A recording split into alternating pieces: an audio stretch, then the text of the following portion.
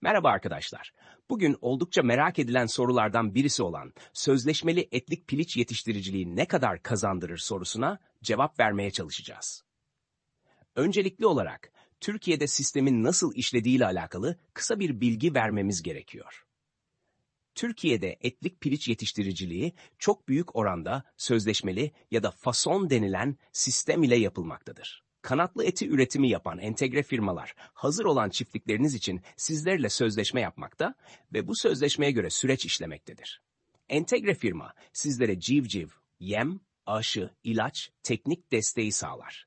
Sizler ise gelen civcivleri en uygun şartlarda büyüterek tekrar firmaya teslim edersiniz. Elde ettiğiniz performansa göre ödeme alırsınız. Bu esnada ısıtma, elektrik, altlık malzemesi ve işçilik giderleri gibi giderler size aittir. Kısaca ülkemizde sistem bu şekilde çalışmaktadır. Öncelikli olarak çiftlik kurulum maliyetlerinden bahsedelim. Öncelikli olarak uygun bir yer seçimi önemlidir. Firmaların çalışma alanı içerisinde diğer çiftliklerden uzak, uygun bir yer seçimi gerekir. Sonrasında ise gerekli izinlerin alınması, ruhsat ve proje süreçleri başlamaktadır. Biz bu süreçlerin tamamlandığını varsayarak devam ediyoruz. Bir çiftlik kurulumunda temelde iki farklı gider kalemi vardır. Bunlar inşaat giderleri ve ekipman giderleridir. Bunun yanında trafo, artezyen, jeneratör gibi ekstra giderler olacaktır. Bu konuların çok detayına girmeden yaklaşık 30 bin kapasiteli 1700 metrekare civarındaki bir tavuk kümesinin günümüzdeki maliyeti 10-12 milyon civarındadır. Bu arada etlik piliç yetiştiriciliğinde 5 bin, 10 bin gibi küçük kapasiteli işletmeler mantıklı ve ekonomik değildir. En azından 20 bin kapasiteli bir işletme yapmak gerekir. Kümesi yaptığınızı, her şeyin hazır olduğunu ve bir firma ile anlaştığınızı varsayarak gelir ve gider kısmına bakalım. Gelir tamamen sizin performansınız ile alakalı bir durumdur. Burada ortalama canlı ağırlık, yem dönüşüm oranı, ölüm oranı gibi kriterler dikkate alınır. Bu sizin performansınızı gösterir.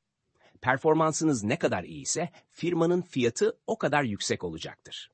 Firma performansınıza göre belirlediği fiyat ile elde ettiğiniz toplam tonajı çarparak size ödeme yapar. Günümüzde performansa göre değişmekle beraber kilogram başına ödenen ortalama fiyat 10 ile 14 lira arasında değişmektedir. Kısacası 30 bin kapasiteli bir çiftlikten yaklaşık 70 ton canlı ağırlık elde edilir. Bunu da ortalama 12 liradan çarparsak elde edilen gelir 840 bindir.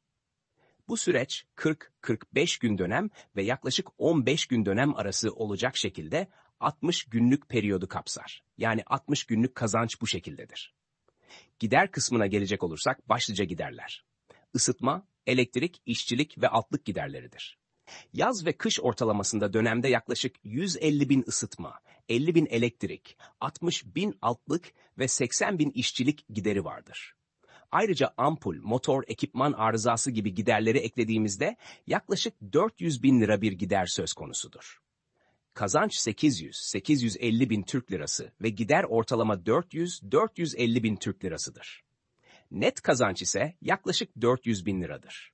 2 aylık periyodu kapsayan bir dönemdeki kazanç bu şekildedir.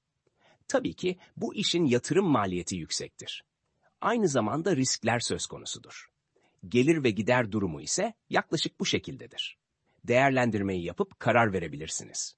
Bu konu hakkındaki her türlü sorunuzu ve düşüncenizi yorum bölümünden bizlere iletebilirsiniz, uzmanlarımız cevap verecektir.